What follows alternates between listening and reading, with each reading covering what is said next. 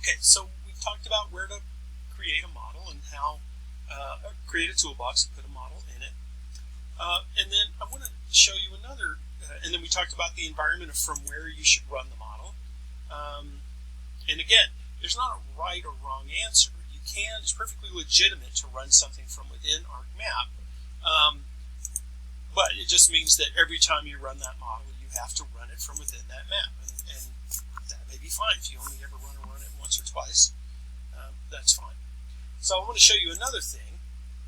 Now, if I take this model and I stick get count in there, and I just type in Longmont parcels, click on OK, it doesn't know where Longmont parcels is.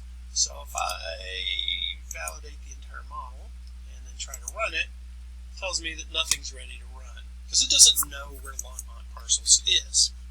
Alright, so I'm going to get rid of that tool, get rid of this. I just clicked on it and hit the delete key.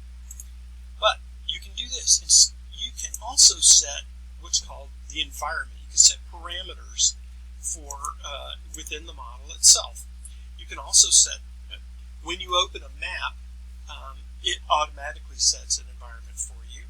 And later when we go to write scripts, you'll be able to, setting your environment makes things a little easier to type stuff in. So let's see, we'll call this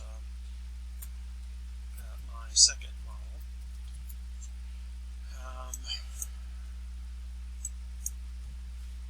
We can do this, and let's see here. Environments. Okay, there are a number of environments we're going to be working with, and especially when we get to the rasters, we'll be setting some things. But the one that's probably most common that you're ever going to want to set is Workspace. Right? We'll go ahead and click. I've checked Workspace and I've checked the values. I'm going to pull this pull down, and I'm going to tell you where my workspace is. And this is basically, this can either be a database or it can be a directory, or it could be a database connection if you happen to have an environment,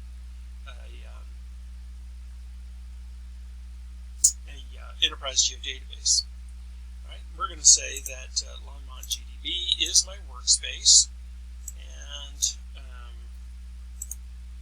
there. And this is the one that's in the MB1 directory. Okay, click OK.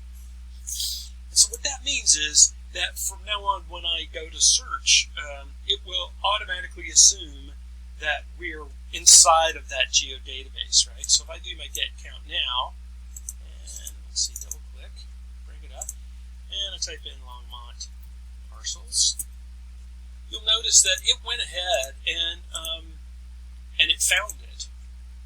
So let's see if I click on this. It's telling me it's looking for Longmont parcels inside that geodatabase, right? And if I click here, you can see it has gone ahead and put, basically it prepends everything with the environment that we've set, our workspace that we've set, right?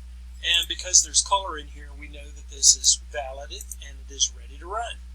Right? And so that actually is kind of nice, especially when you're doing scripting and you have to type these things in. You don't have to type in the full path if the first thing you do is you set your workspace. Okay? All right. We'll come back and start working on the actual analysis.